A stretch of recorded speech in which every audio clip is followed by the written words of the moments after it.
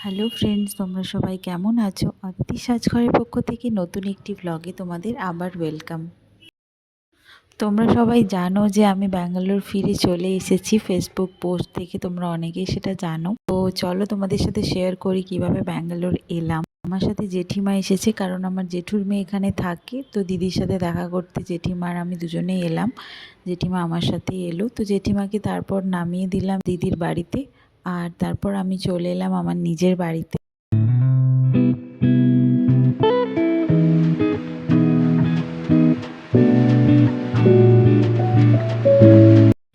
Sunday সকালবেলা এখানে উঠে আমি পকোড়া করছি মুড়ি খাওয়ার জন্য।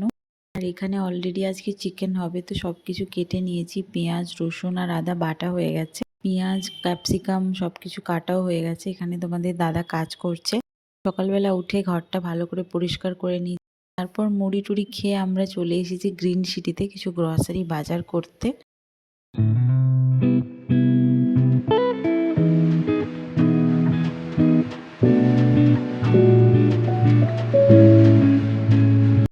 নিয়ে নিলাম একটা কাস্তুরি হলুদের গুঁড়ো মুখে মাখার জন্য, আর এখানে বায়োটিকের একটা ফেস ওয়াশ যেটা আমি ইউজ করি। তারপর চলে এলাম চাল কিনতে। এখানে ভ্যারাইটিস প্রাইসে বিভিন্ন রকম চাল রয়েছে। আমরা প্রায় মাঝে মাঝে ডিফারেন্ট ট্রাই করে থাকি, তো দেখছিলাম এবারে কোনটা ট্রাই করা যায়। আর এখানে দেখো সব কিছু ফ্রোজেন রাখা রয়েছে। চলো এবার টক দইটা ঝটাপট নিয়ে নিই। মিল্ক মিস্টের দইটা এখানে বেশি পাওয়া যায়। এটার বিভিন্ন ভ্যারাইটি রয়েছে, টকও আছে, মিষ্টিও আছে, টক মিষ্টিও আছে, বিভিন্ন রকমের রয়েছে। প্রত্যেকটাই বেশ সুন্দর।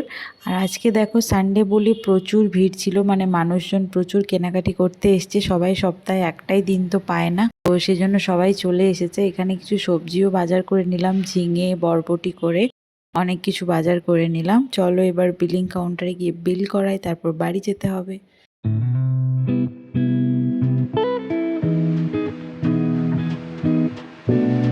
তারপর মাংসটাকে ভালো করে ধুয়ে এখানে আমি নুন, হলুদ গুঁড়ো, সর্ষের তেল আর টক দই সব কিছু দিয়ে ভালো করে মাখিয়ে নিলাম। আর তারপর এখানে হাতটা একটু ধুয়ে নিলাম।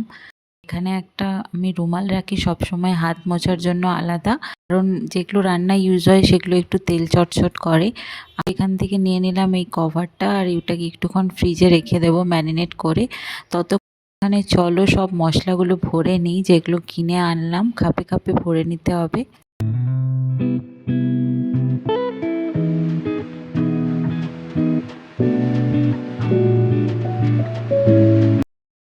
এবার চলো চিকেনটা রান্না করা যাক। প্রথমেই কড়াইয়ের মধ্যে দিয়ে দিলাম তেল, তারপর একটু চিনি দিয়ে দিলাম কালারিংয়ের জন্য। তারপর দিয়ে দিলাম তেজপাতা, আর এখানে গোটা গরম মশলা অল্প করে।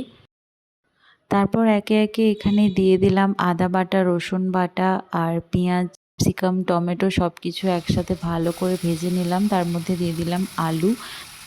তারপর হালকা করে নাড়াচাড়া করলাম। এখানে খুন্তিটা খুব প্রবলেম করছিল, তো ওটাকে চেঞ্জ করে একটা অন্য খুন্তি নিলাম।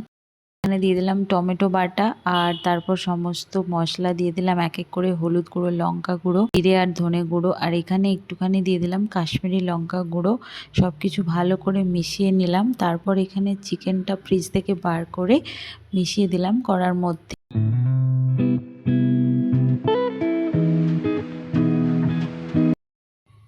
ভালো করে নাড়াচাড়া করে মেশানো হয়ে গেলে ওটাকে ঢাকা দিয়ে দিলাম, আর একটু লো স্টিমে করে দিলাম। তারপর এখানে যে বাসনগুলো ছিল সেগুলোকে একটু মেজে নিচ্ছি ভালো করে।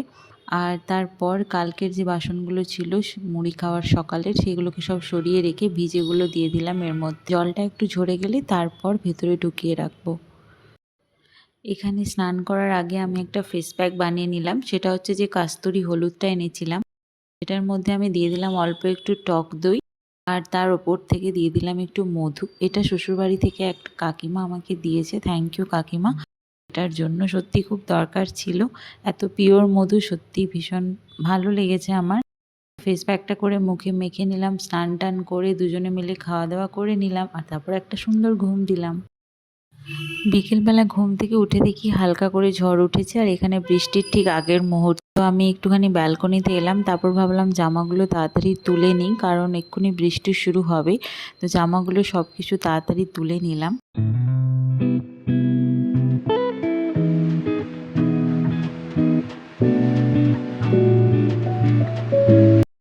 তারপর বৃষ্টি দেখতে দেখতে একসাথে এখানে আমরা বসে একটু চা খেয়ে নিলাম। আজকে দিনটা এভাবেই কাটলো, দুজনে অনেকক্ষণ গল্প করলাম, বেশ ভালো লাগছিল। ওয়েদারটা ভীষণ ঠান্ডা লাগছিল, ভীষণ সুন্দর, একদমই গরম তো নেই বলা যায়। তো দেখতেই পাচ্ছ কত সুন্দর লাগছে মেঘটা। দেখা হচ্ছে খুব শিগগিরই তোমাদের সাথে নতুন ব্লগ নিয়ে। এই ভিডিওটা ভালো লেগে থাকলে অবশ্যই লাইক কমেন্ট শেয়ার করে দিও। তাড়াতাড়ি দেখা হচ্ছে। টাটা বাই, সবাই খুব ভালো থেকো।